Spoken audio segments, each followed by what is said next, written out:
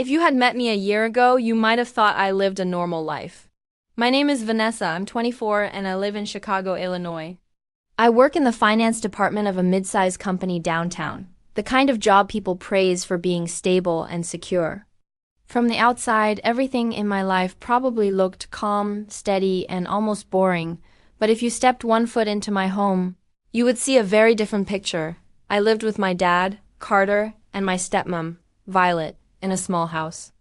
That always felt too crowded, too loud, and too heavy, not because of space, but because of responsibility. And almost all of that responsibility rested on my shoulders. Rent, groceries, electricity, internet, random emergencies. Every bill that came through the door somehow became my bill. I was the one keeping the house running, even though I wasn't the parent. Why? Because my dad spent most of his money on his gambling addiction. And whatever Violet pointed at.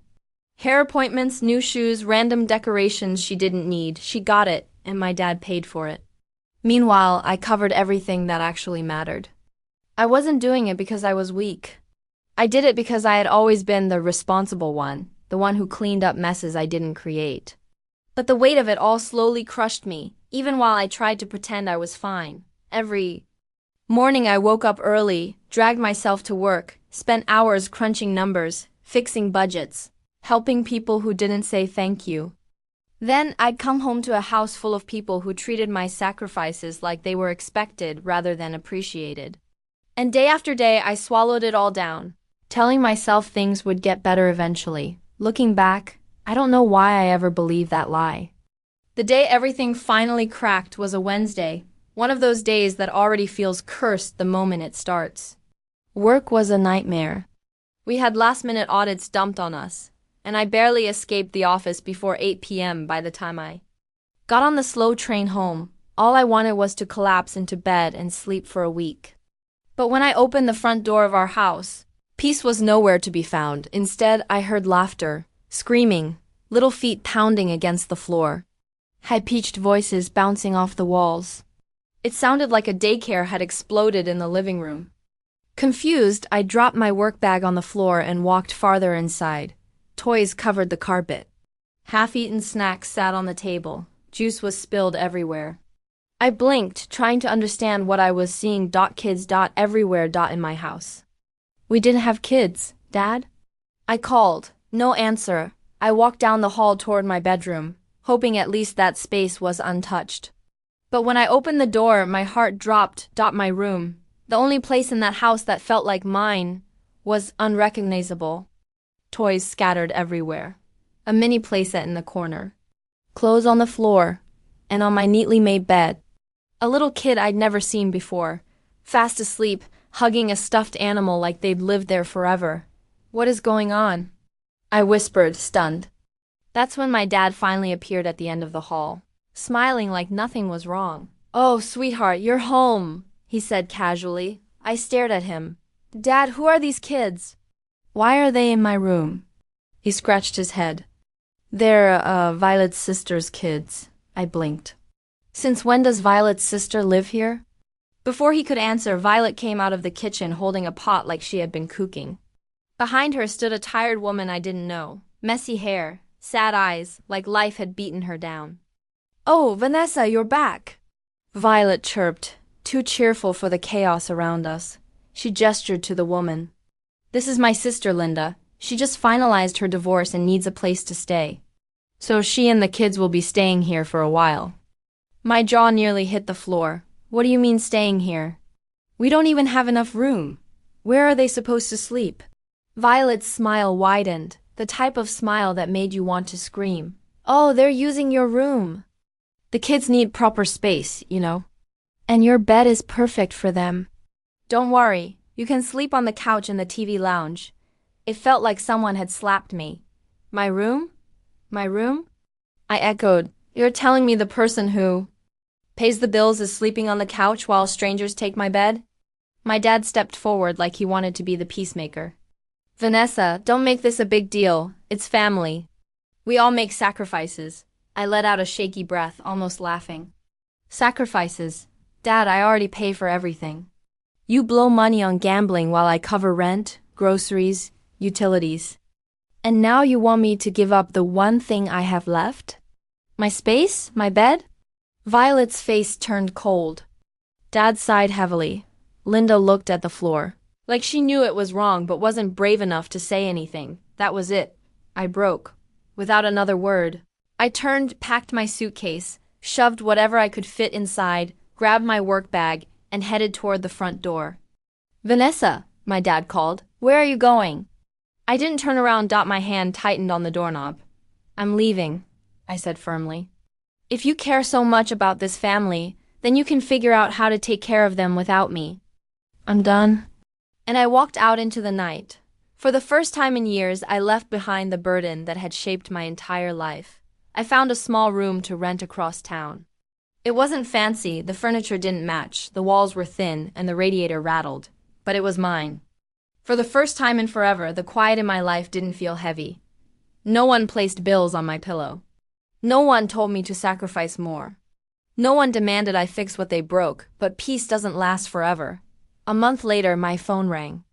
I saw my dad's name flash on the screen. My stomach twisted.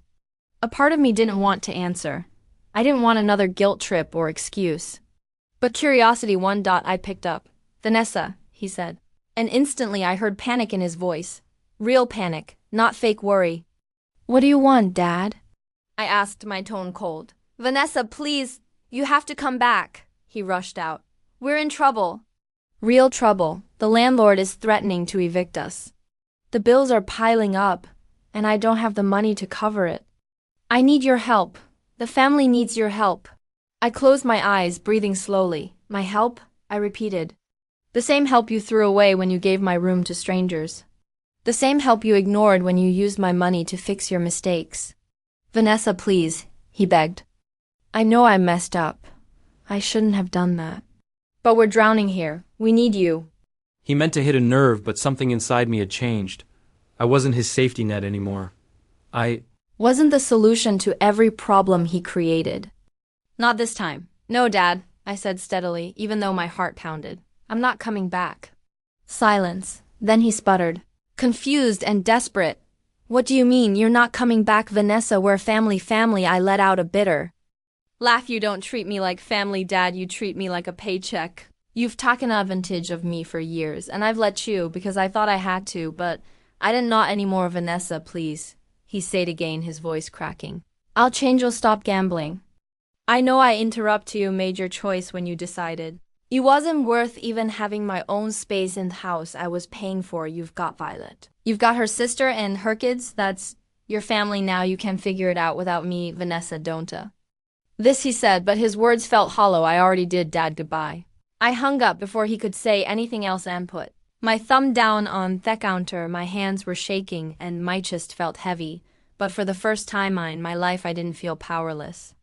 I had said no for once. I had stood up for myself. The days that followed were all whirlwind of emotions, but mostly there was peace, a calm I hadn't felt in years. No more calls from my dad, no more walking on eggshells at home, no more pretending I could be the glue that held everything together. It felt like I was breathing for the first time in ages, and it was glorious. I spent my time doing things I put off for so long. I started taking evening yoga classes to clear my mind, began meeting up with friends I hadn't seen in forever, and even took a trip to the coast to visit some distant relatives. For the first time I felt like I had control over my own life, and that sense of freedom was something I couldn't put into words. I didn't have to worry about whether someone was going to demand money from me or guilt me into doing something I didn't want to do. A few weeks into my new life, I got an circle from my dad. I didn't even bother answering it. I knew what it would be, more begging, more guilt trips, more excuses.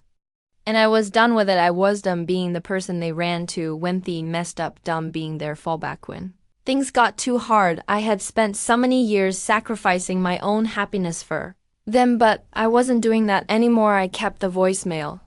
He left, though. It was a desperate message, his voice cracking as he asked, Vanessa, please. I need you. We're really struggling. Please come back. We can work things out. I'll do better, please. I deleted it the moment it ended. No more. I let go of the toxic pull of me family. The more I began to find my own happiness again, I realized I had been living for them, for their approval, for their needs, while my own were left behind. But now I was living for me, and for the first time it felt good. I was in.